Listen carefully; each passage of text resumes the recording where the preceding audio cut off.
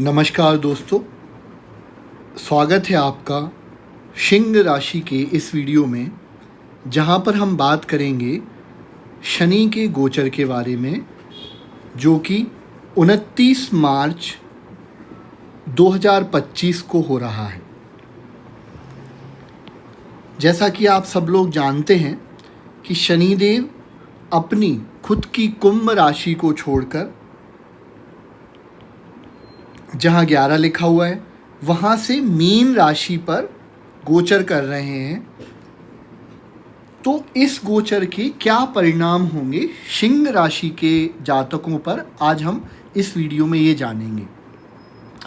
अच्छा, एक और चीज़ ये है कि आपको कई लोग शायद डरा भी सकते हैं कि भाई सिंह राशि वालों पर तो ढैया चालू होने वाली है 29 मार्च से, तो ये समय आपके लिए बहुत कष्टकारी होगा, ये होगा।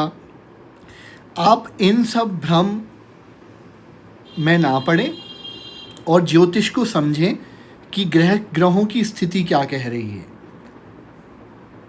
और आपका आने वाला समय बहुत अच्छा होने वाला है, बावजूद इसके कि आपके ऊपर शनि की ढैया प्रभावी रहेगी। हम वीडियो के अंत में कुछ उपाय की भी चर्चा करेंगे। शनिदेव के जो उपाय हैं आप वो कर लें और आपको इस ढैया में कोई भी कष्ट नहीं होगा।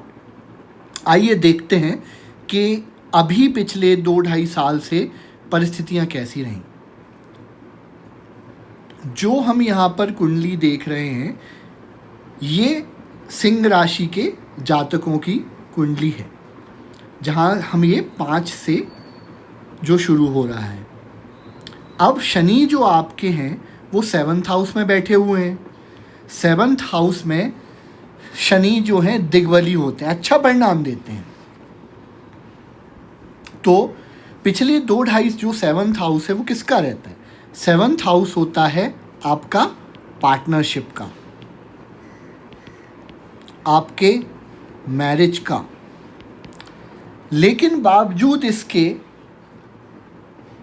पिछले 2-2.5 साल से आपको इस भाव के सही रिजल्ट नहीं मिल पा रहे थे। आप जो भी बिजनेस पार्टनर बना रहे थे वो आपके सक्सेसफुल नहीं हो रहे थे। आप की जो मैरिज है उसमें काफ़ी विलम्ब हो रहा था। ये सारी चीज़ें पिछले 2-2.5 साल में रही होंगी। उसके बाद हम देखें कि शनि की जो एस्पेक्ट यानी कि जो दृष्टियां हैं वो कहाँ कहाँ पड़ रही हैं। जैसा कि यहाँ एरो में दिख रहा है कि शनि की जो तीसरी दृष्टि है वो आपके 9वें भाव पर, भाग्य भाव पर पड़ रही है। एक दृष्टि आपके केंद्र पर पड़ रही है जहाँ पर 5 लिखा हुआ है, और एक दृष्टि आपके माँ और सुख के भाव पर पड़ रही है। तो आइए एक एक करके समझते हैं क्या है। तो पिछले 2-2.5 साल से ये जो शनि की दृष्टियाँ हैं ये शत्रु की राशि पर पड़ रही हैं। जैसे कि हम चालू करते हैं तीसरी दृष्टि। तीसरी दृष्टि जो है वो आपके भाग्य भाव पर पड़ रही है, जहाँ पर ये 1 लिखा हुआ है इस हाउस में। अब इस हाउस का क्या मतलब है?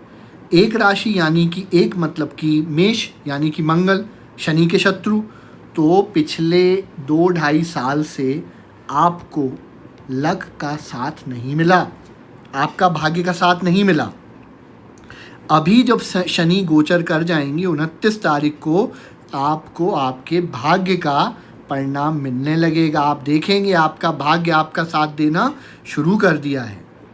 पिता से जो आपको मदद नहीं मिल पा रही थी वो अब आपको मिलने लग जाएगी।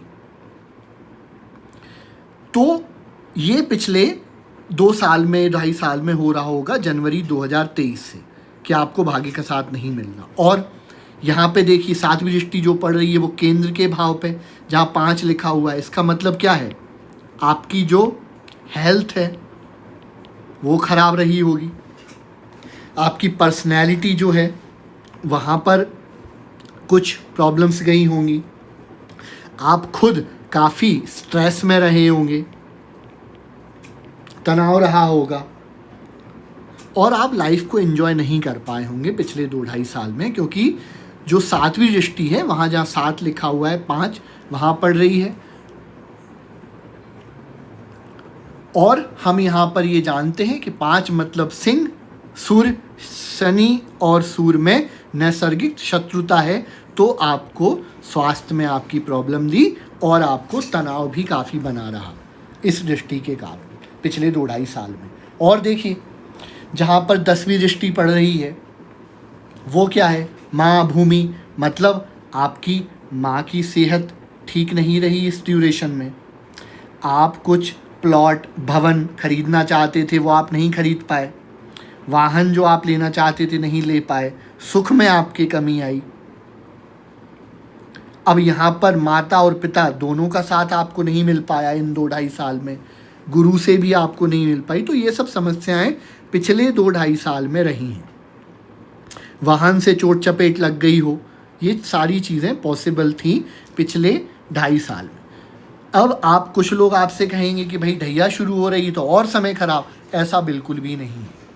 अब हम देखते हैं कि अब आपको शनि गोचर के क्या क्या वरदान मिलने वाले हैं 29 मार्च 2025 से। देखिए अब हम शनिदेव जो हैं आपके, जो आपका 7th हाउस था, यहाँ से गोचर करके 8th हाउस में शनिदेव आ गए हैं। 8th हाउस में शनि कारक होते हैं। मतलब क्या हुआ कि जो भी आपके यहाँ पर रोग, जो भी आपकी बीमारियां हो रही थी उनसे अब आपको सहारा मिलेगा। अब आप हेल्दी होने चालू हो जाएंगे इस 2-2.5 साल में। विपरीत राजयोग बन रहा है, चूंकि ढैया भी शुरू हो रही है, बट 8th हाउस में जब शनि जाएंगे तो विपरीत राजयोग बनाकर आपको बहुत शुभ परिणाम देने वाले हैं आने वाले 2-2.5 साल में 29 मार्च से। आइए और देखते हैं शनि की दृष्टियां जो पड़ रही हैं वो कहाँ कहाँ हैं। देखिए 3री दृष्टि जो शनि की पड़ रही है वो आपके 10th हाउस कर्म भाव, जहाँ पर जॉब ग्रोथ और करियर लिखा हुआ है, यहाँ पर सीधा सा मतलब है आपको जॉब ग्रोथ मिलेगी, आपका करियर वापस ट्रैक पर आ जाएगा। गवर्नमेंट के जो भी कर्मचारी होंगे उनको फ़ायदा होगा और आपको आपकी बॉस के साथ जॉब में आपकी उन्नति होगी, प्रमोशन मिलेगा, जॉब में आपको ग्रोथ देखने को मिलेगी आने वाले 2.5 साल में। और कहाँ दृष्टि पड़ रही, 7वीं दृष्टि सीधी सीधी आपके धन भाव पर पड़ रही है, दूसरे भाव पर। मतलब जॉब से आपको धन मिलेगा, गवर्नमेंट से आपको धन मिलेगा।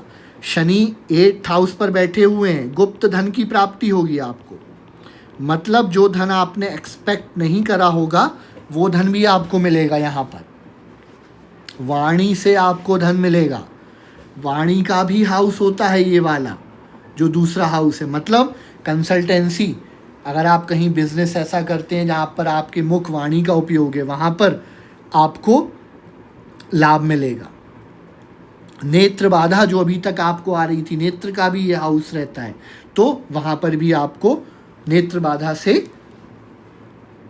आपको आराम मिलेगा। और देखिए और कहाँ पड़ रही है 10वीं दृष्टि जो जहाँ 9 लिखा हुआ है, 9 मतलब कि धनु, बृहस्पति संबंध शनि से, यहाँ पर भी आपको चूंकि धन भाव में दृष्टि पड़ रही है, शनि खुद 8th हाउस में बैठे हैं, आपको शेयर मार्केट से लाभ होगा।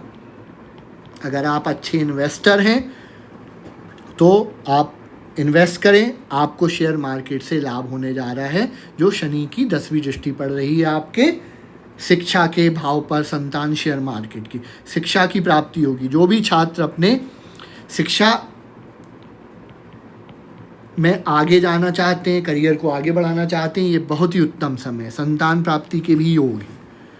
तो ये सारी चीज़ें आपको इस शनि की ढैया में देखने को मिलेंगी। आप कमेंट करके बताइएगा आप कितना कोरिलेट कर पा रहे हैं इन सब चीज़ों से। देखिए चूँकि ढैया प्रभावी है, रहेगी 2.5 साल तक, आपको शनिदेव के जो उपाय हैं वो आप ज़रूर कर लें ताकि किसी भी जातक की कुंडली में यदि शनि कमज़ोर है तो उसमें आपको इन उपायों से लाभ होगा। उपाय क्या क्या है? देखिए, आप हनुमान जी की शरण में जाएं, हनुमान चालीसा का रोज़ 3 बार पाठ करें। मंगलवार या शनिवार वाले दिन आप सुंदरकांड का पाठ करें। शंकर जी भोलेनाथ को आप जल चढ़ा सकते हैं, तिल मिलाकर आप जल चढ़ाएं। पीपल के पेड़ पर आप तेल के दिए शनिवार को रखें। ओम शं शनिश्चराय नमः, शनिदेव के इस मंत्र का आप माला कर सकते हैं। और क्या करें, गरीबों की मदद कर सकते हैं। आपके अधीनस्थ जो कर्मचारी हैं उनसे आप अच्छा बर्ताव करें। कंबल, छाता, ये सब चीज़ें आप दान कर सकते हैं। गाय को आप गौ सेवा करें। बंदरों को आप गुड़ चने खिला सकते हैं। मछलियों को आप दाना डाल सकते हैं। आप डिसिप्लिन रहें इन 2.5 सालों में, प्रोक्रेस्टिनेशन ना करें, आलस ना दिखाएं। इन 2.5 सालों में आप एक्टिव रहेंगे, आपके शनिदेव जो हैं आपको बहुत अच्छा परिणाम देंगे। डिसिप्लिन आपको अपनी लाइफ में लाना पड़ेगा, अलर्ट आपको रहना पड़ेगा, और आप देखेंगे कि आने वाला समय आपके लिए एक तरह से बहुत अच्छा आपका वरदान साबित होगा। आज के वीडियो में इतना ही। आप बताइएगा कि आपको ये वीडियो कैसा लगा कमेंट करके। बहुत बहुत धन्यवाद।